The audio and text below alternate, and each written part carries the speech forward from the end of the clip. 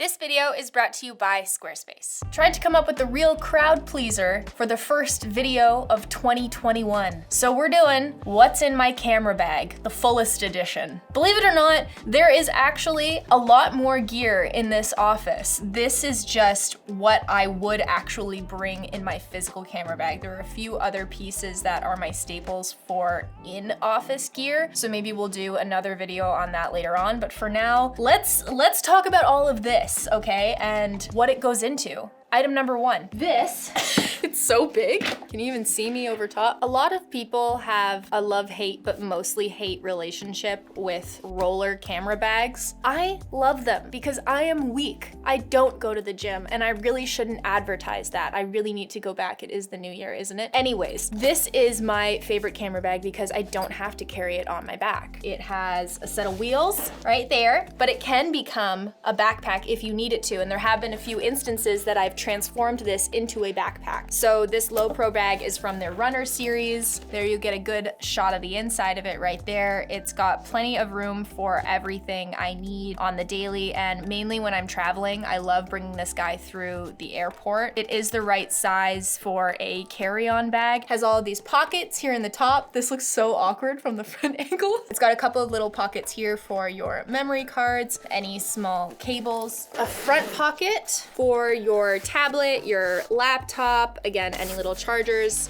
It's got this front pouch for miscellaneous items. I usually put my laptop charger in there or a book or something. It's a great bag, my personal favorite. If you don't like rolling bags, don't come for me. Now let's talk about what's inside the bags. But first, coffee.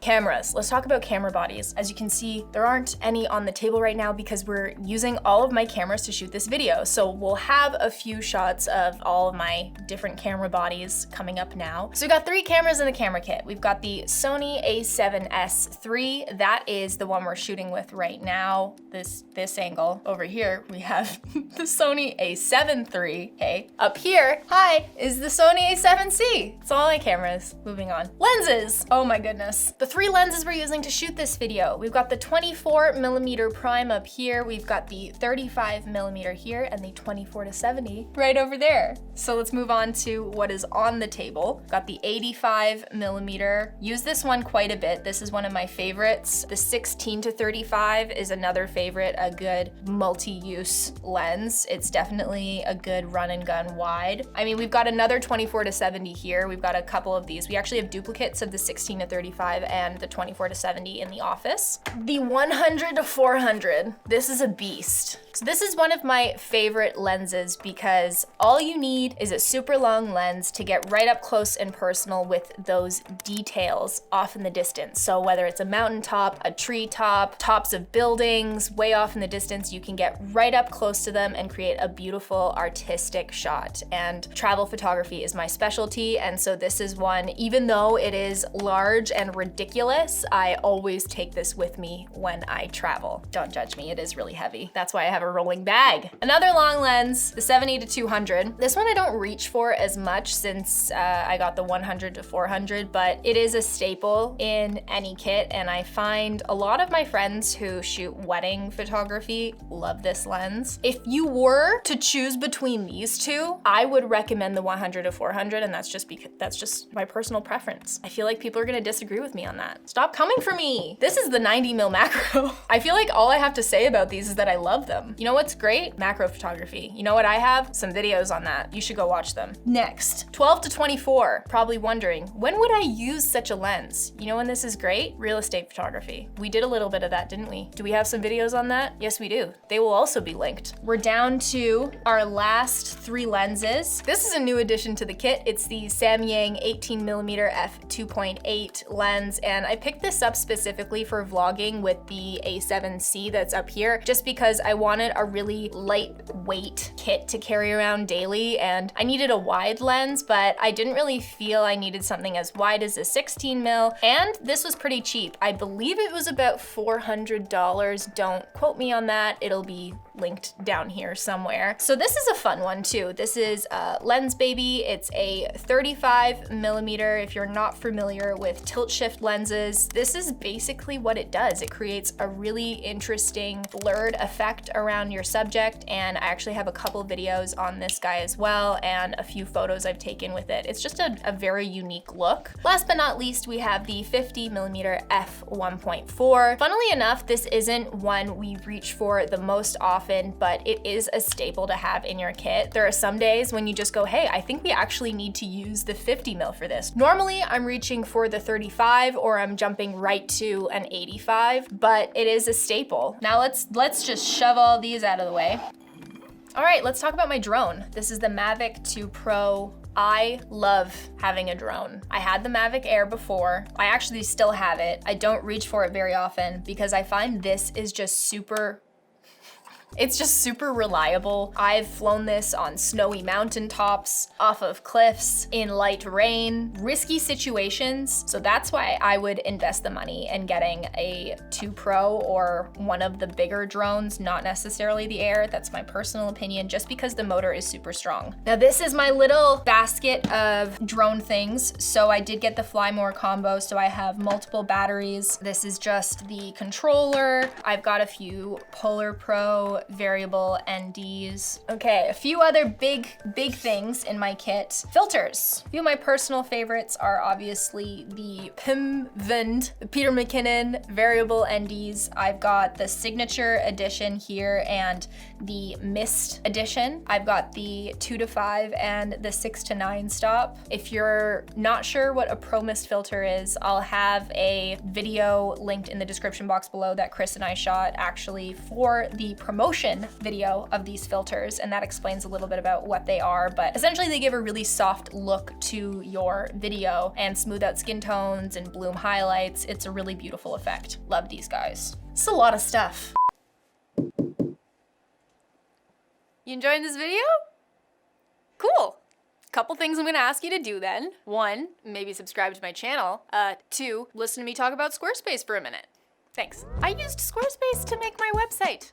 I legitimately did, even before they paid me to do this ad. The template I chose was clean and stylish, and I literally built it myself. I really struggle with design, but Squarespace made it super easy for me to showcase my portfolio beautifully. The platform is super easy for me to customize, update regularly, and I can get analytics about the purchases made on my digital products through my online store. And I run my own business, so I don't have time to learn a whole new platform. All right, so head over to Squarespace for a free trial, and when you're ready to launch, you can use this code right here to save 10% off your first purchase of a website or domain.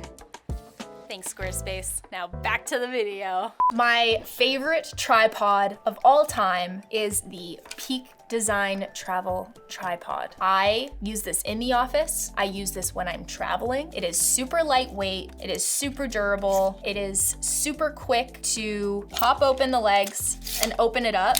It's just really intuitive. The design is amazing, and it actually comes with a little phone mount that you can clip into the top of it. The ball head is amazing for taking vertical or horizontal photos. I'm sure you guys are like, can people stop recommending the Peak Design tripod because it's so expensive, but it really is worth the investment. So if you're looking for a good tripod that's gonna stand the test of time, and especially if you're a photographer, I would recommend this one because it's just, I love it. I love it so much. We have 2 in the office, can't recommend it enough. All right, so for audio, in the past I have recommended the Video Mic Pro Plus, and I do still have that in my camera kit, but this is the Rode NTG, and it's a little bit smaller, it's a little bit lighter and less clunky, and I love this guy because you can actually plug it directly into your computer, so if you're on the go and need to record a scratch track or something, it's nice to have. It's been wonderful, and I do have to thank Rode because they did send this to me. This is not sponsored by Rode, obviously, but if you're looking for a shotgun mic on top of your camera, this is a great one to have because it's so versatile and just a little bit smaller than the Video Mic Pro Plus. To monitor your audio, or to just have a good pair of noise canceling headphones, I love these Sony, hold on, the name gets me every frickin' time. Where is it written down? The WH-1000X M3 noise canceling headphones. They're great. And Josh, I got him a pair pair of these, but I got him the M4s for Christmas. So Josh actually has better headphones than me now. But they're great, and I love this color. It's like a weird beigey, soft gold taupe color.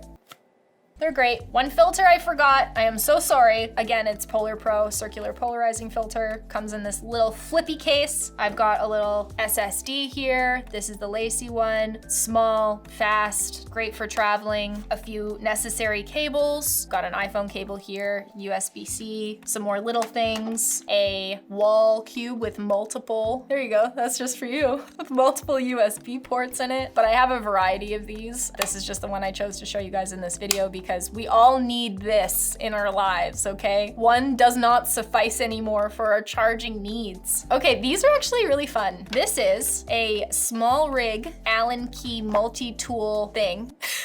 This has been the handiest thing of all time. And if you do not have something like this in your kit, oh my sweet Lord, does someone need to buy you this? Also, all of the links to all of this stuff will be in the description box below. Instead of having a microfiber cloth, I carry this around because I tend to always lose the cloths, but I never lose this. So it's got a little brush on one side for cleaning. Allow me to demonstrate for just zhuzhing the dust off of your camera lens. Or it's got this little foam applicator device on the other end. If you have like a water spot or something, you can just kind of like buff that out. Love this guy. A couple little add-ons, some step-up rings, and this has been very handy as well. You know, when you can't get a filter off of the front of your lens, this is like a clampy device to help you unscrew it to get it off. Chris screws on the filters and he is strong like a bull and I am weak like a pelican.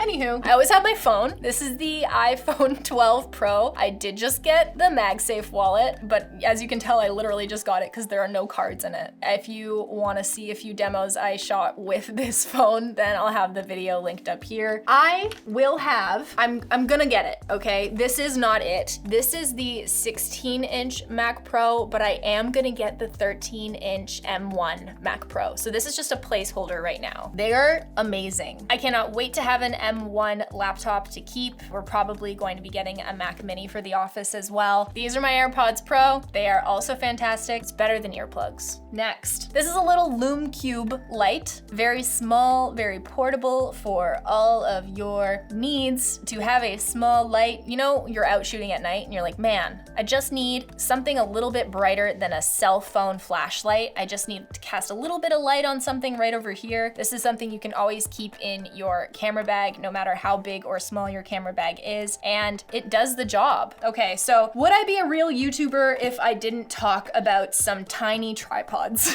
This is a Joby. It's good, okay? Am I gonna rave about it and say it's the best thing of all time? It's fine. It's honestly really heavy and it serves a purpose when you need to like wrap it around a tree, but it's really heavy. For me, who is a weak pelican, I don't really use this for vlogging like most other vloggers do, because this, in addition to my whole camera kit, like if I was shooting with this and the Sony a7S on it, and then my Video Mic Pro Plus or my NTG and whatever, like this would be far too heavy for me. So I just don't find I use it that often. When I do reach for this, as well as the Switch Pod, is when we're in the office and we need to set up a small light on a desk, or we need to set up an additional monitor or something like that. If I were to use one of these for holding up my camera and vlogging myself, I would probably say the Switch Pod. But if I wanted something that was more versatile when I'm out on the go, I would probably say the Joby. So personal taste. This, however, my full-size tripod, I use all the time. I think that's it. That is everything I have in my camera bag. If you guys would like to see another video about my favorite pieces of gear for inside the office, because I have a few other things that I would like to mention, please let me know in the description box below. Let me know your favorite piece of gear, what you'll be picking up next, anything you would like me to talk about in a future video. Just give me all the feedback. I need ideas for 2021 content, okay? Thank you guys so much for watching. If you like this video, please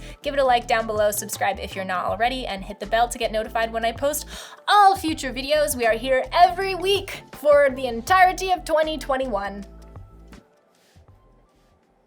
Bye.